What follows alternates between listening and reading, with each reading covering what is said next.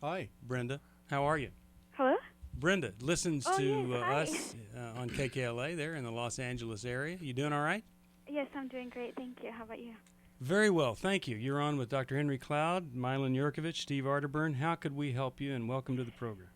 Hi, thank you. Like I was telling the lady who answered the phone, my question basically revolves around having a baby.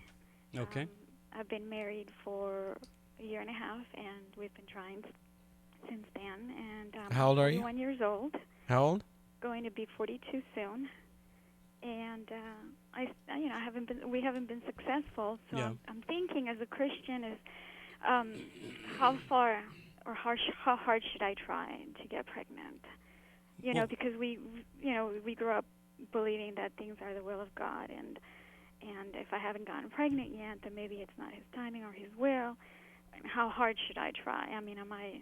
well, let me You ask know, you this: if there was an X-ray done and they found out X-ray, MRI, whatever, that the reason you're not pregnant is there's some scar tissue in your fallopian tube. mhm. Now, is that going against trusting God if you were to have that scar tissue removed? No, I Okay. don't think so. So, have you ever had any kind of examination like that to determine what the problem might be? Well, actually, I did. I had the tests that check your fallopian tubes, Mm-hmm. and they came out normal. Okay. Um, Has your husband they had been checked out? Because I Yes, understand. Okay. So yeah, he's his fine. sperm count is fine. What do they tell you is the problem? The doctor just thinks that I'm just not ovulating as frequently, and Mm. just age factor, because all the other numbers, the FSH stuff, Yeah. Yeah. all that seems to be normal, but Henry has a thought. Well, I had a question. What do you mean by how far or how hard should you try? What does that well, mean? the doctor I mean, said, one extreme, you guys live in different countries and never see each other. That's not trying very hard. And another extreme, Iceland. yeah, Iceland. Yeah. And another extreme is extreme measures. So what are you thinking about? Why the question? well, because I'm wondering, is in vitro fertilization, sort of going against, like, God's natural will? Is that trying too hard?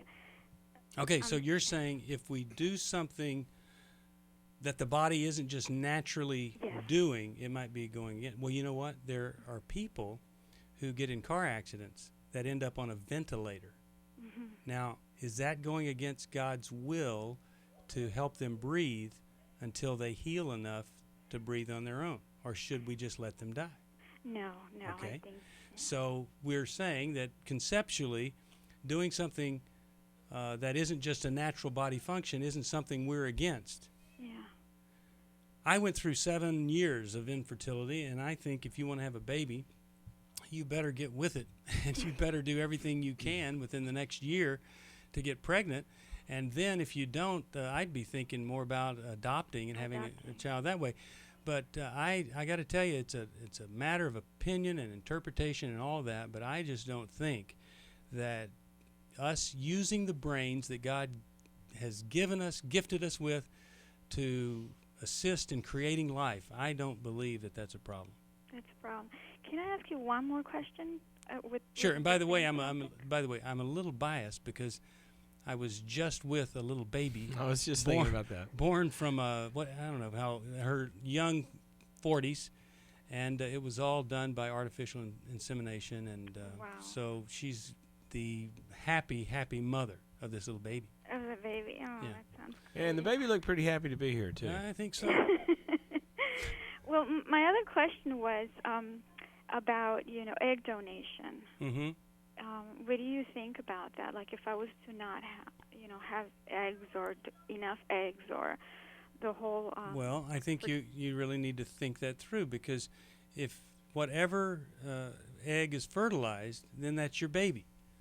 And so to put that, to not have that baby have an opportunity to get born, I think is a problem. So what you may do is not create all of the embryos that a person who doesn't care about that would. So rather than Yeah. create 8 embryos, you may take a greater risk in it not working and only create 3 embryos, because that's about the limit the that you limit. could handle if they all were fertilized.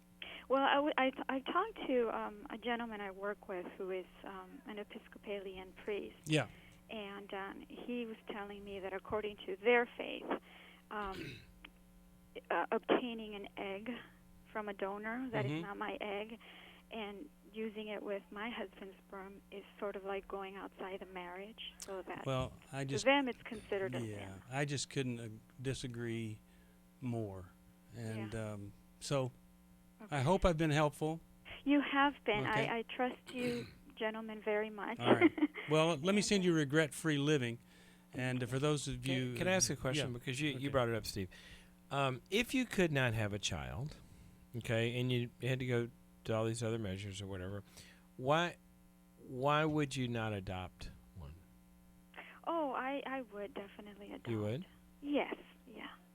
Yeah. But I've always wanted. I know this sounds strange. Not many women. I don't know how many women feel this way, but I've always wanted to be pregnant. I've always wanted to be a mom, and But I think that's very natural. I think that's a Yeah. very natural part of what it means to be a female. And when you're unable to have that, I think what happens, Brenda, is you do feel a natural sense of loss. And there is a mourning. And then as you get older, there's a sense of panic that develops that is most naturally appropriate to discuss and call radio shows about and stuff like that. Yeah. But But you I- may have to grieve that if it's just not possible, and Yeah. then yeah. become a great mom. Yes. Either right. way. I'm glad you Okay. called. Thank you very much. God Thanks, bless you. Brenda.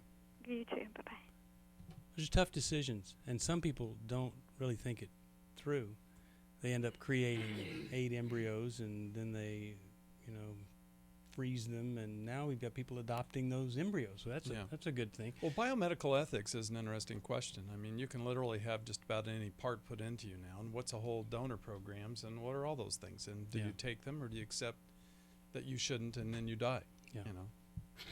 Some people wish. Well, no, That some might people would. You don't take them, and then they Right. think, well, I can't take this. Yeah. Belongs to somebody else. And I'm going, well, now we're splitting hairs. To the extent even of a blood transfusion. They Yes. wouldn't take. Yeah.